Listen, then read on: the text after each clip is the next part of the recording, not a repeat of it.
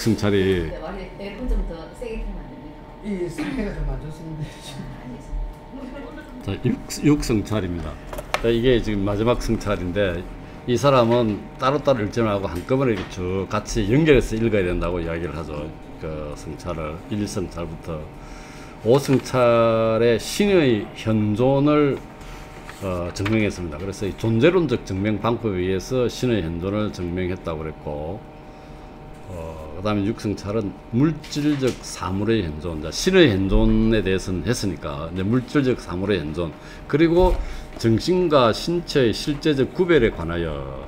근데 이 사람은 정신과 실체를 구별했죠. 이언론으로 봤는데 그 영혼이 불멸이라는 말은 잘 안 나타나요. 영혼 불멸이라. 근데 이 사람이 서문이라든지 그 솔로몬 대학에 보내는 그런 문이라든지 이런 데 보면 영혼의 불멸설을 이야기하고 있는데, 아마 이거는 그 간행의 허가를 막기 위해서 좀 기독교의 이 아부를 좀 해야 된다고 생각해서 아마 영혼 불멸설을 이야기한 것 같고, 좀 종교적인 큰 색채는 없었던 것 같아요. 어쨌든 영혼 불멸설은 구체적으로 막 증명되고 이런 얘기는 없습니다. 다만 정신과 신체가 실제적으로 구분되고 있다는 이야기를 하고 있고. 자, 그래서 첫 줄에 보면 남은 것은 물질적 사물들의 현존하는지를 조사하는 일이다. 아까도 얘기했지만 신의 현존을 증명했으니까. 그렇지만 나는 이미 적어도 그것들이 순수 수학의 대상인 한 현존할 수 있다는 것을 알고 있는데, 이런 이야기 나오죠. 내가 그것을 명석 판명하게 지각하니 말이다.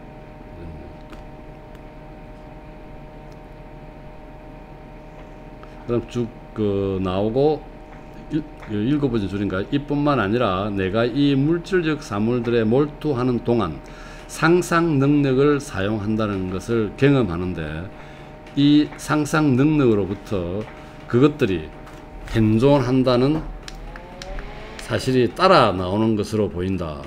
왜냐하면 상상작용이 도대체 무엇인지를 보다 주의 깊게 고찰하면 그것은 인식 능력에 긴밀히 현존하는 물체, 그러므로 현존하는 물체에 대한 그 인식 능력의 어떤 적용과 다름없다는 것이 드러나기 때문이다.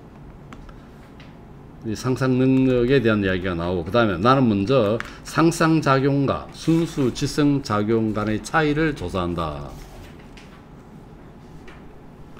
삼각형을 생각할 때는 상상이 가능하죠. 가능하고, 그 다음에 천각형, 5번째 줄에 천개의 변으로 이루어진 도형임을 잘 이해하기는 하지만 이 상상이 안 된다는 겁니다. 그러니까 삼각형의 세 개의 변에서 같은 방식으로 이 천개의 변을 상상하지는 못한다. 그런데 계속 나와서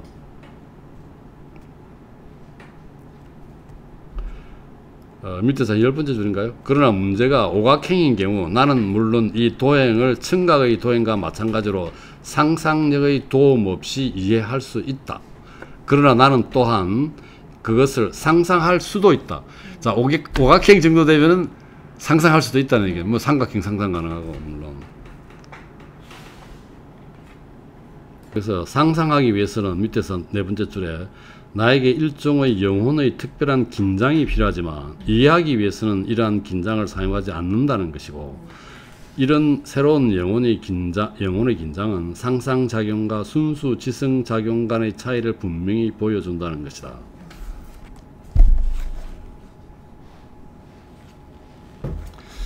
다음 표지 계속해서 이뿐만 아니라 나는 내 안에 있는 이 상상하는 힘은 이해하는 힘과 다른 만큼 나 자신의 본질, 즉 내 정신의 본질에 요구되지 않는다는 것에 주목한다.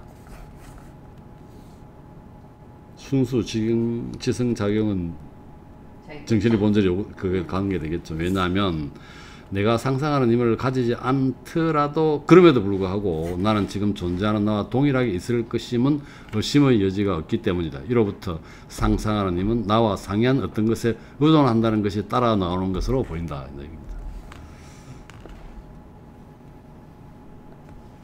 그 다음에 다음 줄에 바로 이것으로 인해 내가 물체적 사물들을 상상하는 일이 가능하고, 그런 만큼 나는 이 사유 형태가 다음과 같은 점에서만 순수 지성작용과 다르다는 것을 쉽게 이해한다.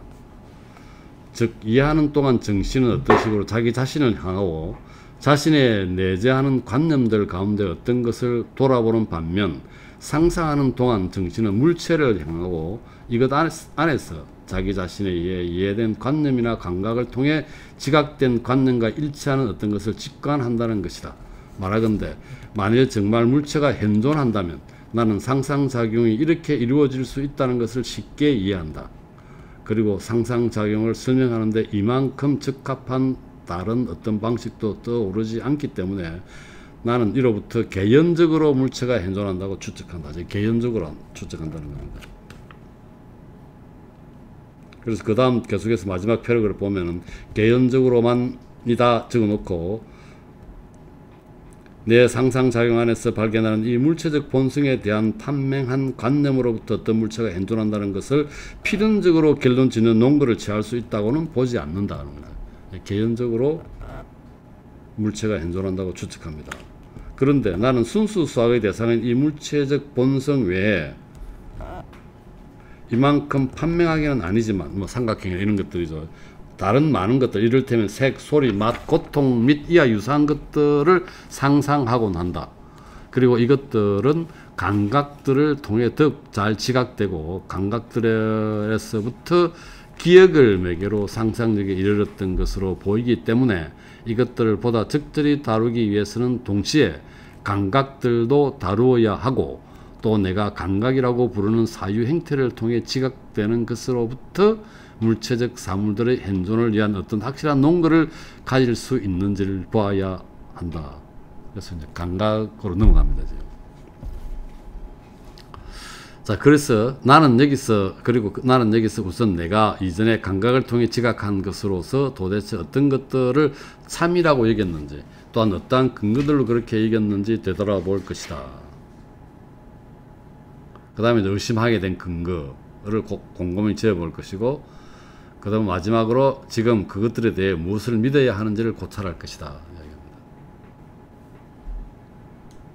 이제 이래서 이 성찰의 또 다른 내용, 정신과 신체 실제적 구분이 있잖아. 그 얘기 나옵니다. 이렇게 해서 내가 나의 부분으로 혹은 어쩌면 심지어 내 전체를 여기온 이 신체를 구성하는 머리, 손, 발 그리고 그 밖의 기관들을 갖고 있음을 감각했다.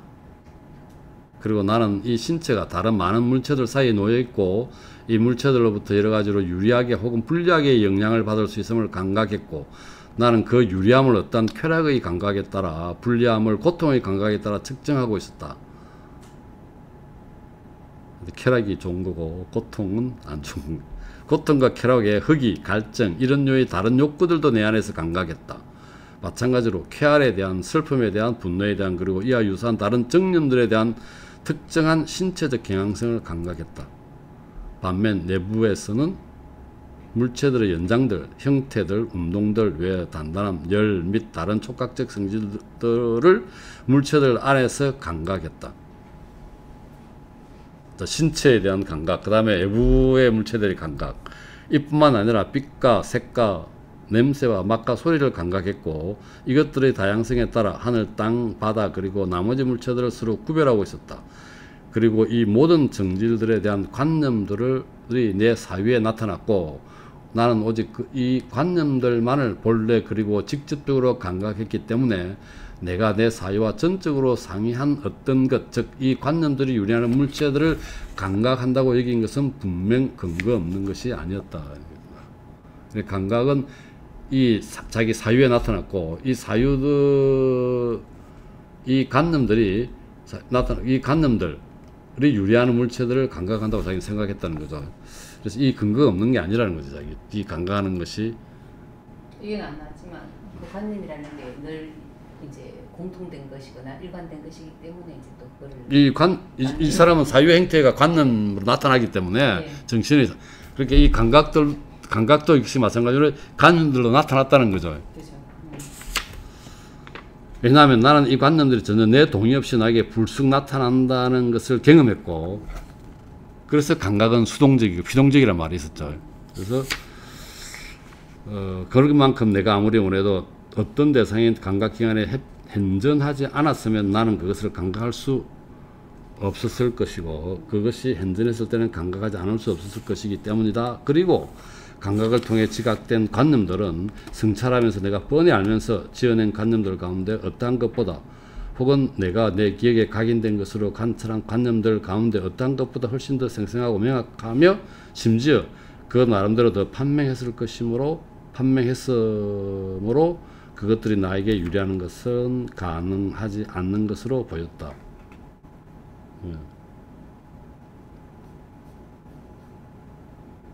외부에서 네 감각을 통해서 기억을 통해서 관념을 낳았다는 거죠. 내 내부에 있는 게 아니라는 거지.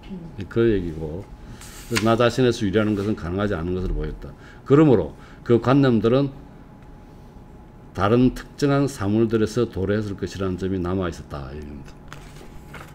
아까 육성찰의 제목이 뭐 물질적 사물의 현존하고 관련되죠. 그리고 나는 그 사물들에 대한 인식을 바로 이 관념들로부터가 아닌 다른 어떤 데서도 가질 수 없었으므로 그 관념들이 이 관념들과 유사하다는 것 외에는 다른 어떤 것도 내 정신에 떠오를 수가 없었다. 그리고 나는 또한 내가 이전에 이성보다는 오히려 감각을 사용했음을 기억하고 있었기 때문에 그리고 나 자신이 지어낸 관념들은 감각을 통해 지각한 관념들만큼 명확하지 않다는 것을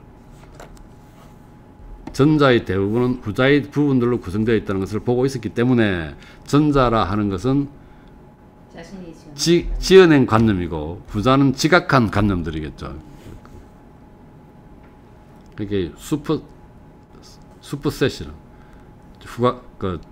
지각한 관념들은 슈퍼셋이네. 슈퍼셋.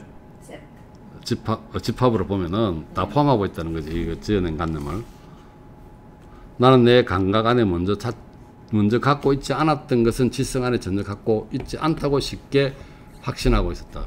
그러니까 감각으로 만들어진 관념이 슈퍼셋이란 말이죠. 그러니까. 또한 내가 어떤 특수한 권리로 내 것이라고 부른 이 신체가 또 신체하고 정신 이야기를 또 하게 되죠.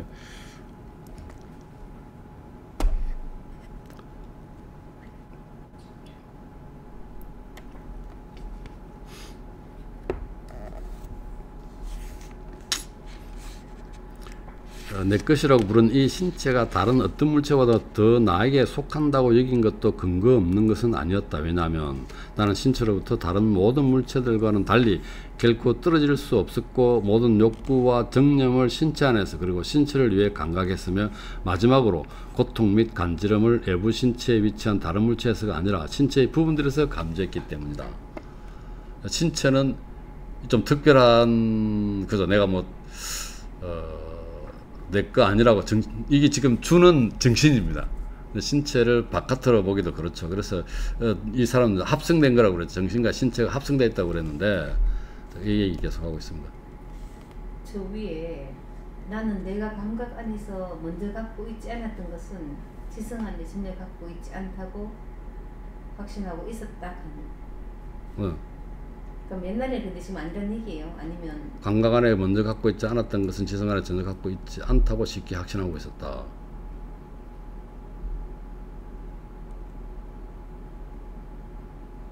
아 이게 지금 이거 과거형으로 되어 있잖아. 그러면 네, 예전에는 그럼 뭐야? 예전에 확신하고 있었다는 거지. 예전에 확신하고 있었다.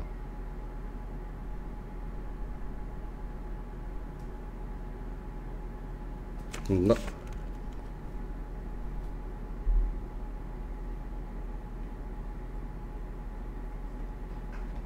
그렇기 때문에 지금은 이제 과거 형태로 이야기를 하고 있죠, 지금은. 근데 이게 지금 그렇지 않다는 얘기는 아닌 것 같은데?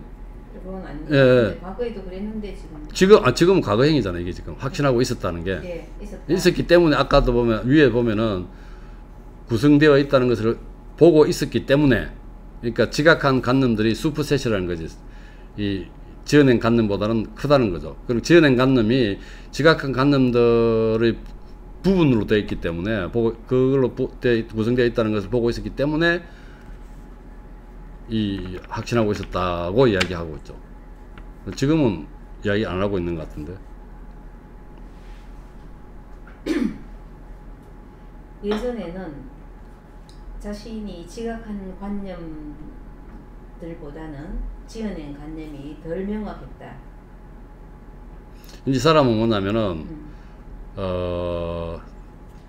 지금은 자기가 이성을 위주로 보잖아요. 네. 근데 그 이전에는 감각을 봤다는 거지. 그래서 이성보다는 오히려 감각을 사용했기 때문에 그 감각으로 인한 관념이 내가 만든 관념보다는 더 슈퍼셋이라는 거지. 내가 만든 관념은 그 지각한 관념들 안에 포함되어 있었다는 거지. 구성되어 있었다는 거지. 지어낸 관념은 지각한 관념들 부분들이라는 거죠. 근데 그 과거형으로 지금 있죠. 지금 그렇게 계속 진행되고 있는 것 같아요. 지금 임당.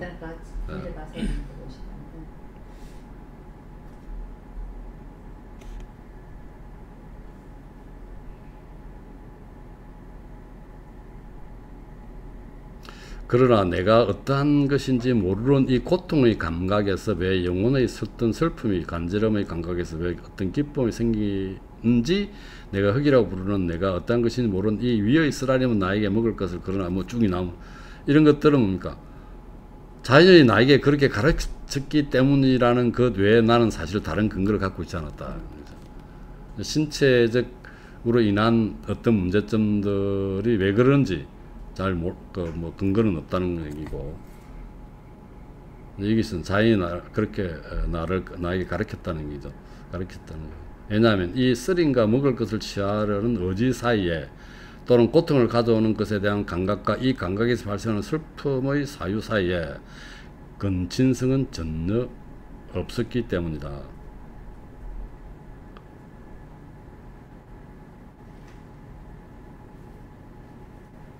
그래서 이게 의지와 이 어떤 사유 사이에 근친성이 별로 없다는 얘기죠. 근데 자연이 그냥 배고프면 그냥 뭐 먹을 걸 찾게 되고 뭐 자연스럽게 그렇게 자연이 나를 가르쳤다는 얘기인 것 같고, 그리고 내가 감각 대상들에 대해 판단해온 나머지 모든 것들도 자연으로부터 배운 것으로 보였다. 맞죠? 자연 스스로 알게 됐다는 게 자연으로. 그러나 다음 페이지입니다. 네 번째 줄에 이제 감각을 굉장히 옛날 행태다. 감각을 위주로 설명하다가 감각에 대한 신뢰가 이제 무너지게 된 거죠, 지금. 네 번째 줄에. 그러나 그 후 많은 경험들은 내가 감각에 대해 갖고 있던 모든 신뢰를 조금씩 무너뜨렸다. 그래서 멀리서 가끔이죠. 왜냐하면 가끔 멀리서 원형으로 보인 탑이 가까이서는 사각형으로 드러났고, 또 이 탑 꼭대기에 세워진 아주 거대한 조각상들은 지면에서 바라보니 커 보이지 않았기 때문이었다. 나는 이런 류의 다른 무수한 것들에서 외적 감각의 판단이 쏟고 있음을 포착했다. 외적 감각의 판단만이 아니라 내적 감각의 판단도 그랬다. 왜냐하면 무엇이 고통보다 더 긴밀할 수 있겠는가. 그렇지만 뭐 이런 이야기하죠. 팔다리가 절단한 이들로부터 아직도 거기가 고통을 느낀다는 거죠. 그래서 그 부위가 나에게 고통을 준다는 것은 완전히 확실하지 않은 것으로 보였다.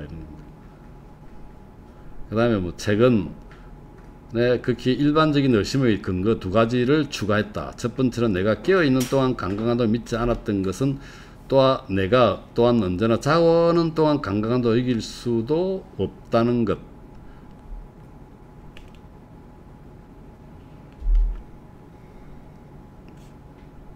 또 꿈속에서 감각한다고 나에게 보이는 것이 내 외부에 위치한 것에서 나에게 도래한다고는 믿지 않으면서 내가 무엇 때문에 깨어있을 때 감각한다고 나에게 보이는 것에 대해 오히려 그렇게 믿어야 하는지는 알아차리지 못했다. 것이었다. 꿈하고 지금 현실하고 구분이 없었다는 얘기. 나는 아직 내 기운의 작작을 모르고 있었기 때문에, 혹은 적어도 모른다고 꾸며내고 있었기 때문에 나는 나에게 극히 참된 것으로 나타나는 것들에조차 본성적으로 속게끔 되어 있지 못하게 하는 것은 아무것도 보지 못했다는 것이다. 이게 뭐야? 속을 수 있다는 얘기지.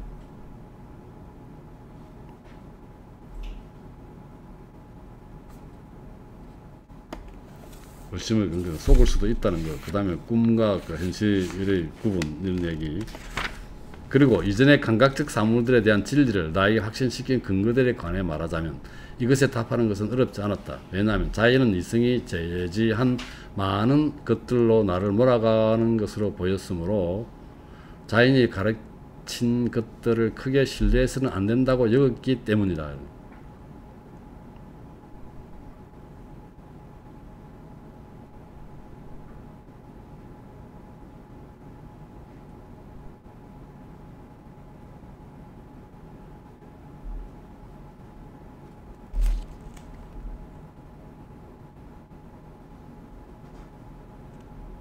그리고 감각의 지각들이 내 의지에 달려있는 것은 아니라 해도 그렇다고 해서 그것들이 나와 상이한 것에서 유리하는 것으로 결론 지어야 한다고는 이기지 않았다.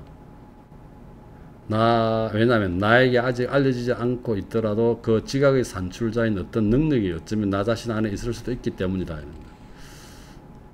그러나 나 자신과 내 기운의 작자를 더 잘 알기 시작하는 지금 나는 물론 내가 감각으로부터 얻는 것으로 보이는 모든 것을 갱솔하게 인정해서는 안 되지만 그렇다고 모든 것을 의심해서도 안 된다고 생각한다. 이 지금의 현실이죠. 이게 이제 이 사람도 보면은 오류를 방지하기 위해서 갱솔한 판단을 금지하라고 되어 있었죠. 확신이 들 때까지는 그런 얘기 있었는데 어쨌든 감각으로 얻는 것은 갱솔하게 믿어서도 안 되지만 그렇다고 해서 모든 것을 의심해서도 안 된다는 얘기를 하고 있습니다.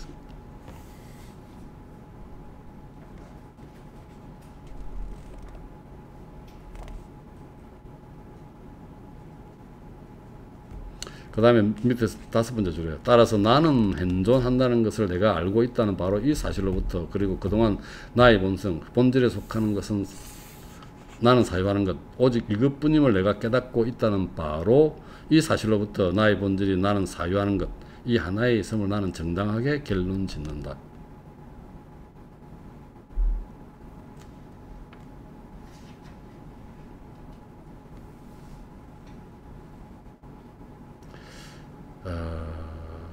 사유하는 것이 자기 본질이라고 했죠. 이 사유는 약간 의심하는 것을 전제로 하는 사유 같아요.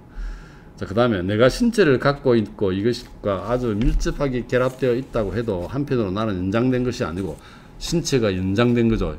아니고 오직 사유하는 것인 안에서 나 자신에 대한 명석 판명한 관념을 갖고 있고 다른 한편으로 사유하는 것이 아니라 오직 연장된 것인 안에서 신체에 대한 판명한 관념을 갖고 있기 때문에 나는 내 신체와 실제로 구별되고 내 신체와 별도로 현존할 수 있다는 것을 확실하다. 이원론이라는 거지. 그 다음에 나는 내 안에서 어떤 특수한 방식으로 사유하는 능력, 즉 상상하는 능력과 감각하는 능력을 발견하는데 나는 내 전체를 이것들 없이 명석 판명하게 이해할 수는 있지만 역으로 나는 이것들을 나 없이 즉 이것들이 내재하는 지성적 실체 없이 명석 판명하게 이해할 수는 없다.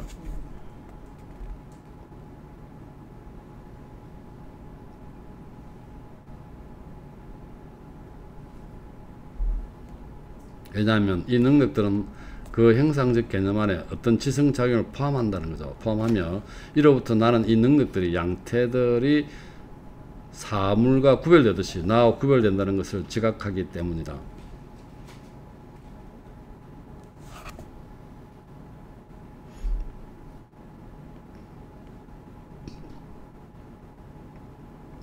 나는 또한 어떤 다른 능력들 이를테면 장소를 바꾸는 능력, 다양한 여러 형태를 취하는 능력 및 이와 유사한 것들을 인지하는데 이 능력들도 분명 앞에 것과 마찬가지다. 즉 상상하는 능력과 감각하는 능력과 마찬가지라는 거죠. 이것들이 내재하는 어떤 실체와 별도로 이해될 수 없으며 따라서 또한 이 실체와 별도로 현존할 수도 없다. 그러나 만일 정말 이 능력들이 현존한다면 그것들은 지성적 실체가 아니라 물체적, 즉 연장된 실체에 내재해야만 한다는 것은 명백하다. 왜냐하면 사실 이 능력들에 대한 명석 판명한 개념 안에는 어떤 연장이 포함되어 있지만 지성작용은 전혀 포함되어 있지 않기 때문이다. 그러나 이제 감각하는 어떤 수동적인 능력, 즉 감각적 사물들의 관념들을 받아들이고 인식하는 능력이 내 안에 있긴 하지만 그러나 그 관념들을 산출하거나 야기하는 어떤 능동적인 능력이 내 안에 혹은 다른 것 안에 또한 현존하지 않는다면 나는 이 수동적인 능력을 전혀 사용할 수 없을 것이다. 야, 이게 지금 아까 감각 능력은 좀 수동적인 능력이라고 그랬잖아요. 근데 이게 내 안에 혹은 다른 아직 현존하지 않은 어떤 능력이 전 능동적인 능력이 내 안에 혹은 다른 것 안에 현존하지 않는다면 나는 이 수동적인 능력을 전혀 사용할 수 없을 것이라고 했습니다. 그런데 이 능동적인 능력이 나 자신 안에 있을 수 없음은 분명하다. 왜냐하면 그것은 지성작용을 전혀 전제하지 않으며 또 저 관념들은 내가 협력하지 않아도 아니 심지어 자주 내 뜻에 반해서까지 산출되기 때문이다. 그러므로 남는 것은 이 능동적인 능력은 나와 상이한 어떤 실체 안에 있을 것이고 이겁니다. 네, 지금 아까 능동적인 능력이 필요하다 해놓고 내가 아니라는 거지. 그러면 이 능동적인 능력은 나와 상이한 어떤 실체 안에 있을 것이고 이 실체 안에는 이 능력에 의해 산출된 관념들 안에 표상적으로 존재하는 모든 실제성이 행상적으로든 우월적으로든 내재해야 한다는 것이다. 그래서 이 실체는 물체, 즉 관념들 안에 표상적으로 존재하는 모든 것을 행상적으로 포함하는 물체적 본성이거나 아니면 적어도 신이거나 혹은 그 모든 것을 우월적으로 포함하는 물체보다 더 고귀한 어떤 피조물이다. 그런데 신은 속이지 않으므로 그가 관념들을 나에게 그 스스로 직접 들어보내는 것도 그 관념들의 표상적 실제성을 행상적으로 아니라 우월적으로만 포함하는 어떤 피조물을 매개로 들어보는 것도 아니면 전적으로 명백하다. 왜냐하면 신은 나에게 이러한 것을 인지하게 하는 어떠한 능력도 주지 않았고 오히려 반대로 나에게 그 관념들이 물체적 사물들에서 내보내진다는 것을 나에게 믿게 하는 커다란 경향성을 주었으므로 그것들이 만약 물체적 사물들이 아닌 다른 데서 보내졌다면 신은 속이지 않았다는 것이 어떤 근거로 이해될 수 있을지는 나는 알지 못하기 때문에 따라서 물체적 사물들은 현존한다. 그렇지만 아마 그 모든 것이 내가 감각으로 파악하는 그대로 온전히 현존하는 것은 아닐 것이다. 이 감각의 파악은 많은 경우에 애매모호하고 혼동되어 있기 때문이다.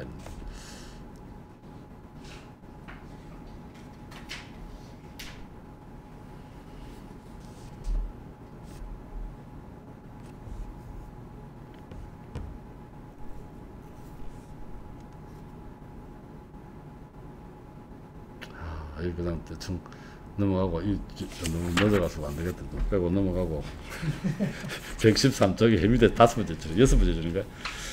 자연은 이러한 고통과 흑이 갈증 등의 감각을 통해 내가 단지 서는 이 배에 있는 것처럼 내 신체에 있는 것이 아니라 내가 신체와 극히 밀접하게 결합되어 있고 흡사 혼합되어 있다는 것, 그런 만큼 신체와 어떤 일체를 구성하고 있다는 것도 가르친다.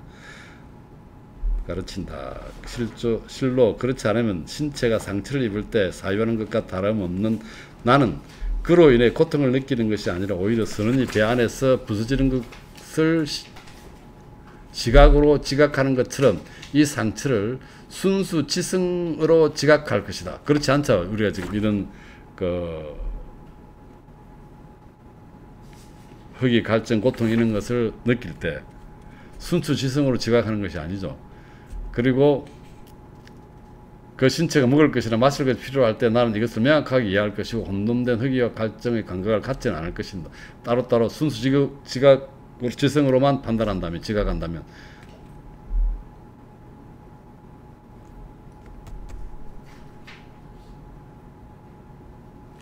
왜냐하면 확실히 갈증, 흑이, 고통 등의 이 감각들은 신체와 정신의 합일 그리고 흡사, 혼합에서 발생한 어떤 혼돈된 사유 형태와 다름없기 때문이다.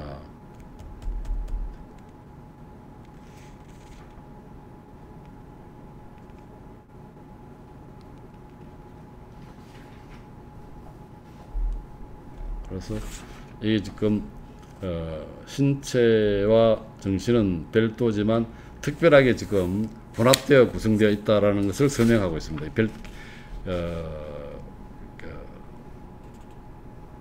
선원이 배에 있는 것처럼 내 신체에 있는 것이 아니라는 거죠.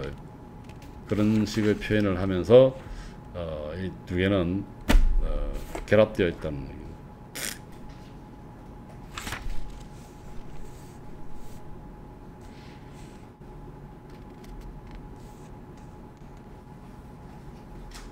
나는 이 데카르트 책의 제목에서 보면 이게 우리가 악마는 디테일이 있다고 얘기하잖아요. 그럴 듯이 그냥 그 제목 자체는 이해가 쉽게 되는데 딱 설명하는 게 너무 어려워. 네. 진짜 그 악마는 강론에 있다더만.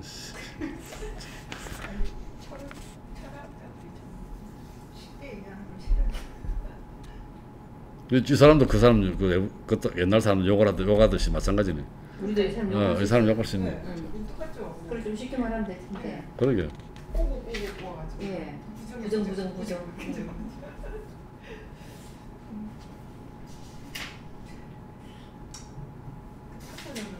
이게 그렇다라는 걸 알면 부정이 그래서 그래야 이게 맞다 이렇게 증명을 한다. 그런 식으로. 네, 부정으로 증명하는 데 계속 말이 부정. 그거죠.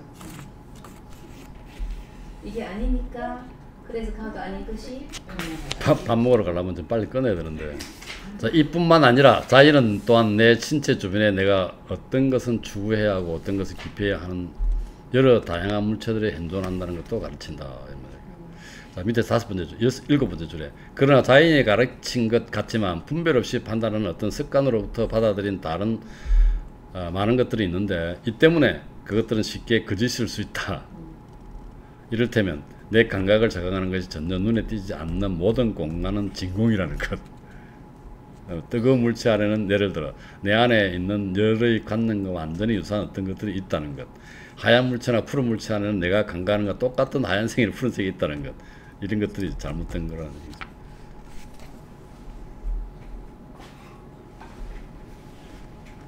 자, 4번째 줄에 115쪽에 그러나 내가 이러한 것들에서 충분히 판명하게 지각하지 못하는 것이 없도록 하려면 자인이 나에게 어떤 것을 가르친다고 말할 때 내가 본래 이해하고 있는 바를 보다 정밀하게 정해야 한다. 사실 나는 여기서 자연을 신이 나에게 부여한 모든 것의 결합체보다 더 좁게 취하고 있다. 실로 결합체 안에는 정신에만 속하는 많은 것들, 예컨대 행해진 것이 행해지지 않는 것일 수 없음을 내가 지각하는 것 및 자연의 빛에 의해 알려지는 나머지 것들이 포함되고 있지만 내가 여기서 말하는 것은 이런 것이 아니다.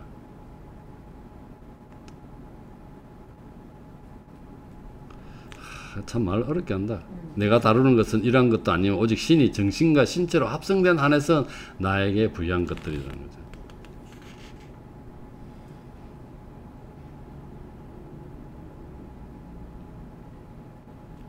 그래서 뭐 이런 얘기도 있습니다. 지성의 사전 검토 없이 감각의 지각들로부터 무엇이든 결론짓도록 가르치는 것 같지 않다. 왜냐하면 이런 것들에 대한 참을 아는 것은 정신에만 속하고 합성된 것에 속하지 않는 것 같기 때문이다. 이런 표현들. 그래서 별이 뭐 횃불의 물꽃보다 더 내 눈을 자극하지 않는다고 해서 그 별이 더 크지 않다고 믿게 하는 실제적 적극적 경향성도 그것 안에 없으며 이런 표현. 말 참 어렵게 하고 있다 진짜. 자기는 방법 기술에서 다 쪼개가지고 다 요리해가지고 가장 쉬운 부분을 하라 우리한테 실컷 설명해 놔놓고는 자기는 뭐 중분 안 봐오고 뭐 이 말했다 저 말했다가 뭐 이것도 지금 예문이잖아요. 솔직히 말하면 이런 거는 사실 믿을 게 못 된다. 뭐 별 멀리 있지만 뭐 작은 건 아니다.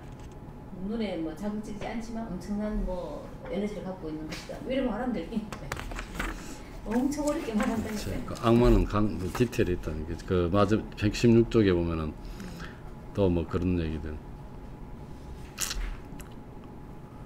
그리고 밑에서 5번째 줄인가. 또한 내가 오리를 포착했던 것으로 보이는 내적 감각들과 관련해서도 새로운 어려움이 나타난다. 예를 들어 어떤 이가 어떤 음식의 좋은 맛에 속아 그 안에 감춰진 독을 먹는 경우이다. 그러나 이 경우에 분명 자인은 좋은 맛이 들어있는 음식을 욕구하도록 몰아가는 것이지 자인이 전혀 모르는 독을 욕구하도록 몰아갈 것은 아니다. 당연한 얘기죠. 그리고 여기서 결론 지을 수 있는 모든 것은 이 자연이 전지하지 않다는 것이다. 이런 놀랄 일이 아니다. 왜냐하면 인간은 제한된 것이므로 제한된 완전성 이외의 다른 것은 그에게 어울리지 않기 때문이다.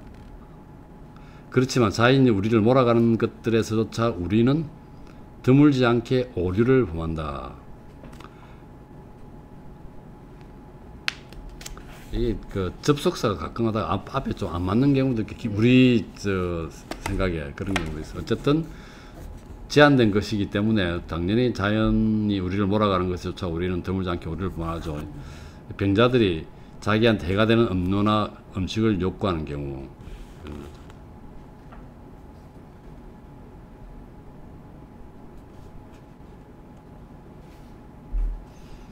그 다음에 뭐 117쪽 저 밑에 보면은 밑에 6번째 줄인가요? 예를 들어 수종병이 걸려 있다면 정신에게 갈증의 감각을 가져오곤 하는 목구멍의 메마름을 겪는다는 것, 그리고 또한 이 메마름에 의해 그 신경들과 여타 신체 부분들이 배치되어 병을 악화시킬 음료를 취한다는 것. 이는 이 신체 안에 그러한 결함이 전혀 없을 때 이와 유사한 목구멍의 메마름에 의해 자신에게 이로운 음료를 섭취하도록 자극하는 것과 똑같이 자연스러운 것이라는 점이다.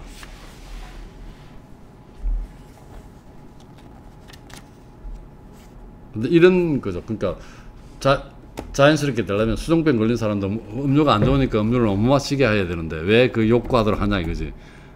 일반적으로 갈증이 있을 때도 음료를 욕구하게 되고 이렇게 이런 거죠. AI가 없는 인간을 로봇으로 본다면 갈증이 생길 때는 무조건 음료를 섭취하라 이렇게 명령이 넣어진 거지.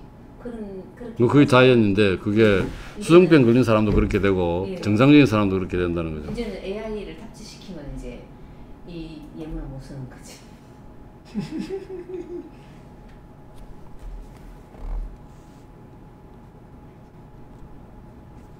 그래서 모두 118페이지 보면은 이 자인과 저 자인이 다르다는 얘기하죠. 자인에서 빛나 두 번째 줄에 자인에서 빛겨나 있다고 말할 수 있다. 그 다음에 또 6번째 줄에 이것 또한 자인에서 벗어나 있다고 말한다. 근데 이 자인과 저 자인은 서로 다른 의미라고 이야기를 하고 있죠. 그 밑에 설명을 하고 있습니다.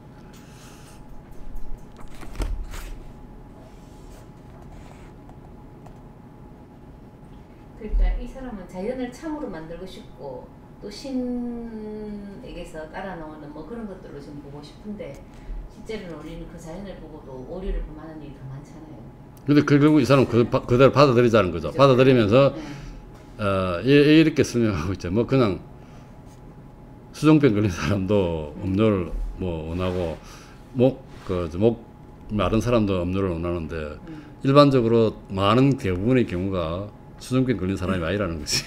그래서 별로 나쁘지 않다는 거지. 이런 것도. 저는 이걸 그래서 모두 다 음료를 먹고 싶다는 게 아니고 가끔 자기한테 독이 되는데도 불구하고 그게 땡긴다 그럽니까? 그런 사람들이 있거든요. 내가 몸이 안 좋은데 갑자기 그게 더 땡기는 거예요. 저는 그렇게 해서 그랬는데 읽으면서. 아니 자연이 그렇게 만든 게 그렇게 안 만들어야 되는데 수종병 걸린 사람 만든 거에 그게 그렇게 괜찮다는 거예요. 그렇죠. 안 해야 되는데 판단이 지금 안 되고 지금 같은 동일 종류의 처방에는 동일 종류의 이제 그걸 준다는 거지. 증상에는 동일 종류의 처방만 가는 거지. 원인을 규명하지 않고 그죠. 자연은 그대로 이제 쉽게 말해서 어떤 사람은 살게 하고 어떤 사람은 죽게 하고. 어딘가 있을 텐데 아까 그게 예.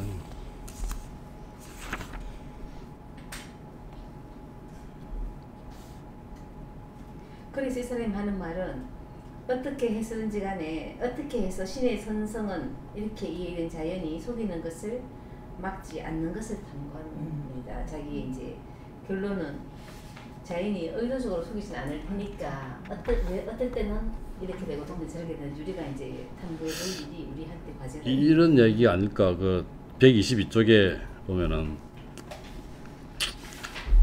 밑에 세 번째 줄에 실로 분명 나는 모든 감각이 신체 이익과 관련된 것에 대해 거짓보다는 참을 훨씬 더 자주 지시한다는 것을 알고 있으므로 수능병 걸린 건 조금 케이스가 적은 케이스고 이거 다 일반적인 케이스다. 그렇게 받아들였는데 어쨌든 그 다음에 뭐 그런 이야기 나오고 그 118쪽에 다시 봐서 이게 이제 물체와 정신을 구분할 때 가분적이나 불가분적이나 이런 이야기하죠. 정신은 불가분적이고 그 정가분적이고. 그 다음에 그게 이제 119쪽에 계속해서 설명되고 있습니다.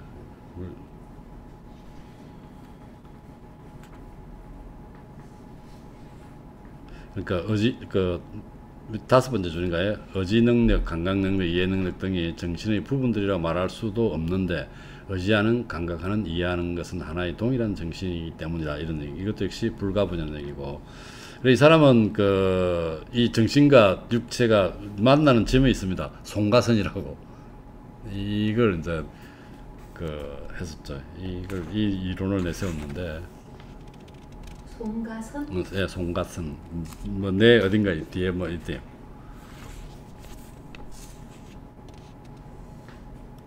이게 120에 보면은 120쪽에 밑에서 10번째 줄쯤에 마지막으로 내가 주목하는 것은 정신을 직접적으로 자극하는 뇌의 그 부분에 생기는 운동들은 저마다 이 송가선을 통해서 전달된다.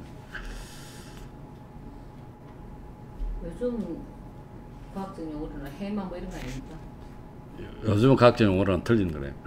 이 사람 이런 완전 틀린 게 틀린 게. 근데 이 사람이 지금 하고 있는 그 내용들이 저 119쪽에 있는 거면 이게 해마하고 굉장히 관계된 그걸 많이 이해됐어.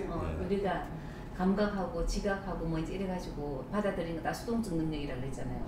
수동적 능력은 그러면은 이제 일단 눈으로나 발로나 어디론가 감각한 모든 것들이 뭐예요? 우리 해마한테로 스타일되면 이 해마가 이걸 이제 해석하는 거죠. 약간의 시뮬레이션을 거쳐가지고 어떤 식으로 이제 자기가 이해한 걸 갖다 우리한테 뇌로 보내주는 거잖아요. 뇌에 다른 해서 이제 우리가 느끼도록 해주는 거잖아. 그러니까 그런 아주 뇌의 작은 한 부분, 그 부분에서 이제 뭐 해석과 이해가 뭐 이런 게 이제 일어나는 거로 되는 건데. 이 사람은 어쨌든 신체의 그 부분이 정신에 연결되는 거는 송가선을 통해서 온다고 그래. 이 사람은 한 정해놨다 그죠? 네. 송가선. 122쪽에도 그런 얘기 있죠. 네 번째 줄에 보면 이로부터 전적으로 명백한 것은 신의 광대한 신성에도 불구하고 정신과 신체를 합성된 것으로서 인간의 본성은 가끔 속이지 않을 수 없다는 것이다.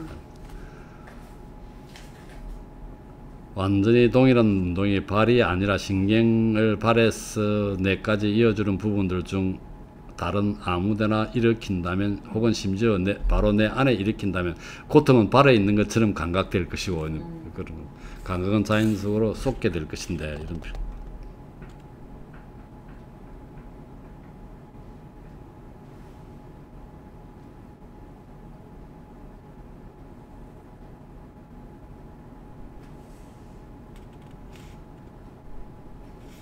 그다음 아까 얘기했던 것 122쪽에 마지막에 있죠.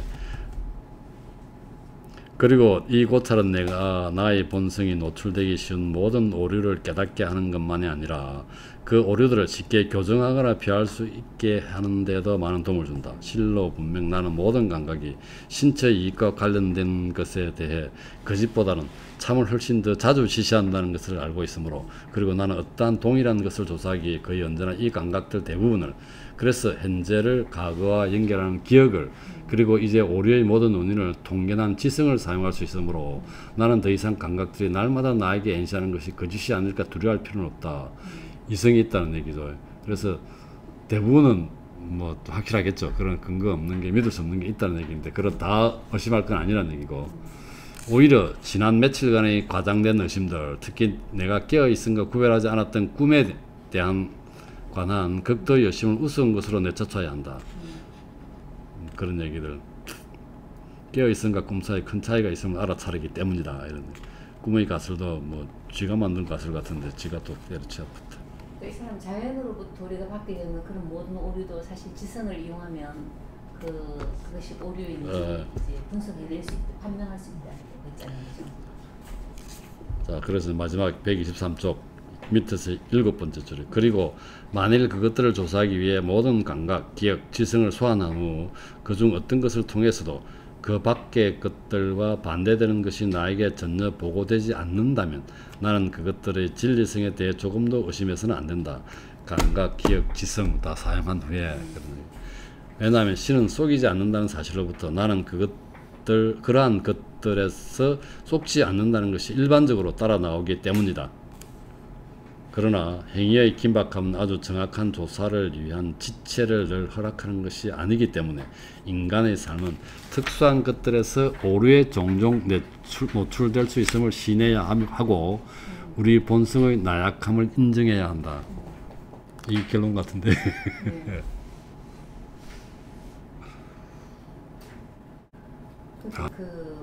자신 뭐 오류가 있다는 걸 알아내고 우리가 완전하지 않다는 걸 알아내는 건 신이 우리를 숨기지 않는다는 그걸 베이스로 했을 때, 신이 있다는 걸 베이스로 했을 때 이 사람이 그게 다 가능한 거거든요. 근데 그러니까 이걸 읽고 나면 다 신을 믿어야 되는 거 아닙니까? 신처럼 행동해야 된다. 신처럼 말고 신의 존재를 믿고 다 그렇죠. 입문을 하라는 것이. 입문. 천주교로 다 오라 하면 이 천주교의 신하고 좀 다른 신이고, 근데 스피노자 가면 또 달라. 스피노자는 이 사람이 이원론인데 지금 스피노자는 범신론이야. 그 범신을 주장했기 때문에 저기 아무 신을 안 믿는데. 아무 신이 아니라 걔 유태인이잖아요. 스피노자 반문당했잖아. 그래 당연히. 반문당이 되고 그게 범신론을 주장했기 때문에. 내가 이걸 읽으면서 익히더래. 우리 진민 교수님 그걸 읽고 난 다음에 신이 꼭 있다고 하니 그걸 베이스로 이 책을 그렇게 열심히 읽었으니 이제 종교에 입문하겠다. 그 영역을 인정을 하면 신 인정되는, 그러니까 예를 들어 해야 되잖아요. 되잖아요. 내가 이제 자연이 뭐 이렇게 이런 어떤 판단을 하고 말이고 그 다음에 이제 신이 있는 거잖아요. 그걸 다 이제 아우르는 그런 신인데 자연 안에서도 헷갈려 죽겠다. 자연 안에서 우리가 판단할 네, 수 있는 그 완전성을 조금이라도 가질 수 있는 거는 신이 있다는 존재를 갖다 우리가 믿어야 신한테서 나오는 그게 따라 나오는 거지. 그냥 우리가 본성으로 뭐 이해해가지고 뭐 이런 거를 내가 자연에서 오류를 뭐 구분할 수 있으니까 신의 존재 이건 아니고 신이 먼저